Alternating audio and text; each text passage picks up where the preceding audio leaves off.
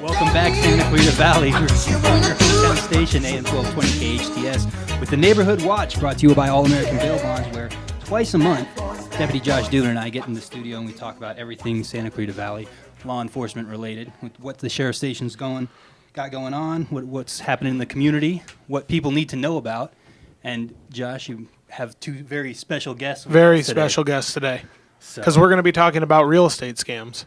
Absolutely. We're going to talk about real estate scams. We're going to talk about social media outreach, which has been a topic for months in the Santa Clarita Valley. Continues to be a topic. Yeah, it continues to be a topic. Also want to talk about National Disaster Preparedness Month and what people need to know. We want to look at Dubin's Twitter feed. Yeah.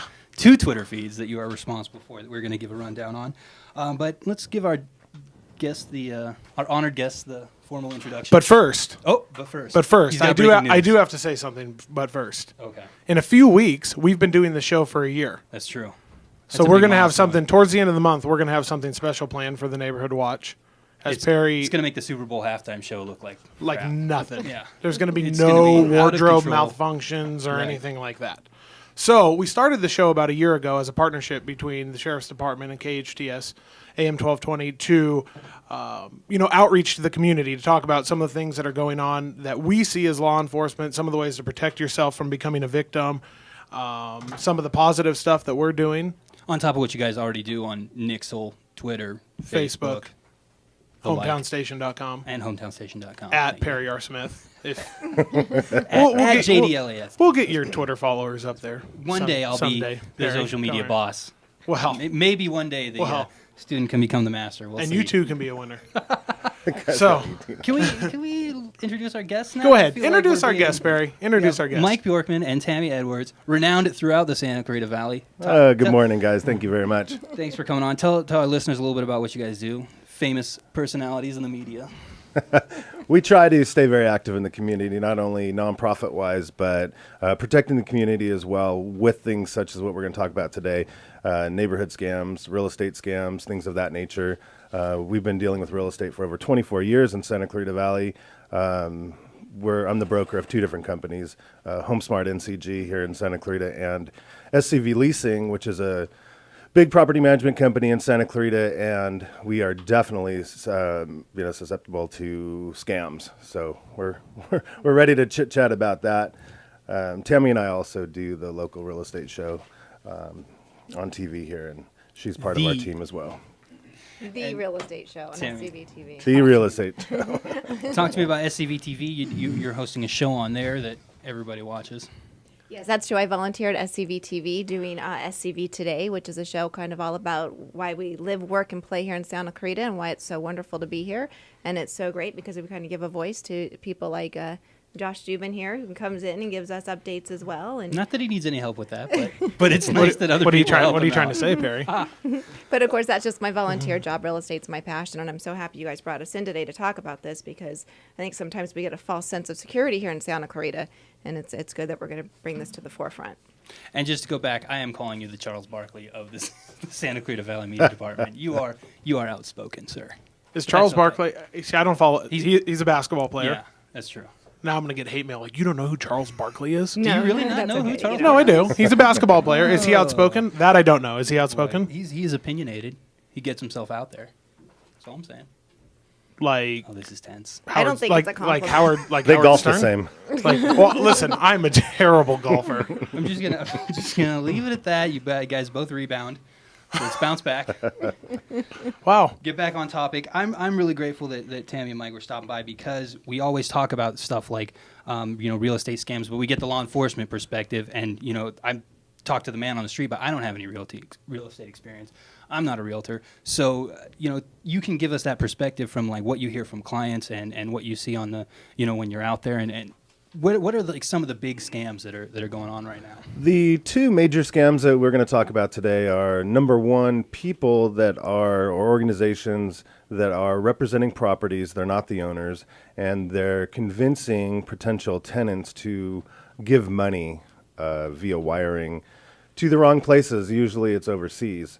And I don't know how much time we have. We're going to go into the whole scam right now.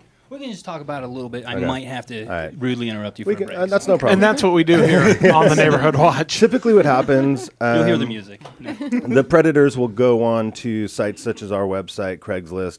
They will single out several properties. They will steal our pictures off our website. They'll duplicate our ads. And there's a couple things they change. Number one is the price, and number two is the contact information. And typically they'll reduce the price to make it very much below market value. So a tenant gets really excited, says, oh my gosh, I know the home's in the neighborhood. That's $400 or $500 less. I have to have it. So they contact the person. The person will reply back saying, I'm typically out of town for business, or I'm in the military, and that's why I'm renting my home out. There's several other people interested in the home. If you're serious, tell me a little bit about yourself. So the tenant tells their story of why they're the best tenant. That person will reply back and say, you know what, I really want to rent the home to you, but to be serious, you need to wire me some money so I can hold it, and I'll have my business associate, friend, neighbor, somebody meet you afterwards and give you the keys and sign the agreement. And then, of course, they show up to the property after they've wired the money, and there's no such thing as an owner, business partner, anything like that, and they're out of the money, and now they don't know what to do. So that's when they turn to local law enforcement like Josh, and we got to work as a team to help prevent this. And we do have to, I apologize, Mike, we have to take a quick commercial break, but I wanted to ask you a little bit more about, how they identify the properties and how you can, find out if you're being scammed or somebody's trying to scam you. We'll be back on Your Neighborhood Watch on AM 1220 KHTS, brought to you by All American Bail Bonds. Welcome back on Your Neighborhood Watch on AM 1220 KHTS, brought to you by All American Bail Bonds. We're in the studio with very special guests talking to us about real estate with Deputy Josh Dubin, Tammy Edwards, and Mike Bjorkman. Mike, you were just talking to us about one of the most common scams you see, which is when somebody takes some information that's on like one of your sites, say SCV Leasing, and they'll change the picture, they'll change the information, and then they try to sell it to somebody, right? Exactly. So to put a bow on that, basically, folks, all you need to know is never, ever, ever send money to somebody you haven't met, you haven't seen a contract, or especially haven't seen the home.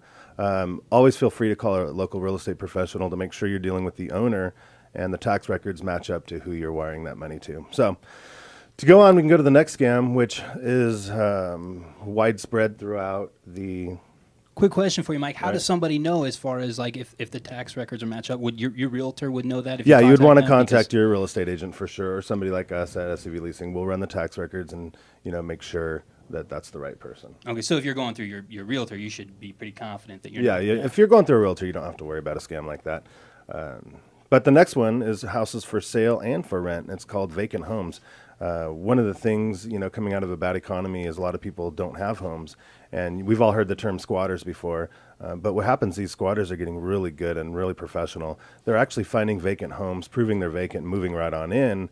And they take it a step further and they make up fake contracts between the owner and them and have email back and forth creating contracts between the tenant and the landlord. And typically it could take 6 months to a year to get them out. We're seeing lately not only can the law enforcement not remove them from the home because they have a valid lease, but it's hard to prove that the owner did not in fact give them permission to move into the home. And obviously they don't pay rent, they don't take care of the home. And we've gone lately to see as far as it going to jury trials getting these squatters out. And as a homeowner with a loan amount on the property, it can cost tens of thousands of dollars in representation in court, but not only that, you still have to make your payments that whole time. So recently we've seen $25,000, $30,000 being lost in trying to evict these people. So it's a terrible scam. But if from the homeowner's perspective, how isn't it easy for them to prove that they didn't agree to enter contract with this person who's squatting on their... You and I would think it's easy, but in fact, the tenant will say, no, Josh, here's my valid lease. Right. Here's email back and forth between the owner. They'll make up an address, MikeBjorkman@gmail.com, and the owner's name might be Mike Bjorkman. And sure enough, now we have to go to court to prove that's not my real address. And it gets really sticky, and the trial attorneys and the public defenders, it's their job to protect them. And they're not having to pay any attorney fees, so they go and go and go as long as they can. And, before you know it, 6 months has gone by at least. And to take that a step further, as a patrol deputy, I've personally dealt with this type of situation, and so has many of our Santa Clarita deputies. When you arrive on scenes, oftentimes you'll get contacted by the legitimate homeowner. and you'll arrive on scene at the house and you'll contact the potential squatter or the person living in the house. And they not legitimately, but they will have a contract in their hand saying, look, I have this contract. You can call this number, and they'll already have it set up to maybe a Google Voice number or something like that. So it'll be a voicemail of the potential owner, which really isn't the potential owner's real number. They'll have, cash check receipts. The locks will be changed. They will have very put together package for law enforcement when they arrive and say, look, here's all my documents, all of which are fraudulent. And, it takes, a report to be generated and then a detective to look into the case. And sometimes it takes months and months and months, like Mike was saying, to get the problem resolved, and ultimately costing the homeowner thousands of dollars. So. And because my understanding, and again, I'm not the realtor, but so you can correct me if I'm wrong, but the laws are set up to kind of protect tenants in most situations. Yeah, California especially is a tenant-friendly state, and the tenants it seems like they have a lot more rights than the homeowner. And it's just our court systems, the way they go, they're made to be fair for everybody, so you have to go through all the appropriate steps to prove. Because sometimes there are bad investors or landlords that want to get rid of their tenants, and they'll make things up. So it goes both ways. But the most important thing is, in Santa Clarita, we really need to protect ourselves. And I know Tammy's put together a list of some stuff to protect your home if it is vacant. Yeah, this is keep important. that from happening. This is important. So let's listen to that. I would imagine that will save us a lot of grief down the line. Right. Well, So, Tammy, these are things that people should look out for if they're looking at a home? no. If your home is vacant, Oh, things okay. that you want to do to not send out those, hey, So I'm your empty. home doesn't get targeted. Exactly, Okay. exactly. So first and foremost, so simple, newspapers. Don't leave newspapers in the driveway. Have, pay a kid in the neighborhood to come and pick them up for you every day, or call your local newspaper, have the delivery stopped. Lights on timers. It's so important, indoors and outdoors. You want to have your lights on timers to be coming on, kind of like Home Alone. Remember Home Alone when they Switch 'em up. You got to kind of trick the bad Like put a guys. mannequin on a record player so that it spins around Exactly. with Ferris music. Bueller style? I Right. like it. Exactly. You do want to see an upstairs light come on once in a while, off once in a while downstairs, because if they are, scoping out the home, that's real. Nothing wrong with leaving a radio playing on KHTS. Of There course. it is. Wow. Thank you, Tammy. Good looking out. I'm That was telling good. you. Door hangers. We have a lot of people that walk around hanging door hangers. Get somebody in the kid in the neighborhood to remove all of that stuff.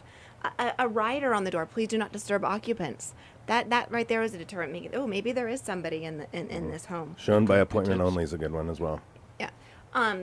Have your neighbors park in your driveway.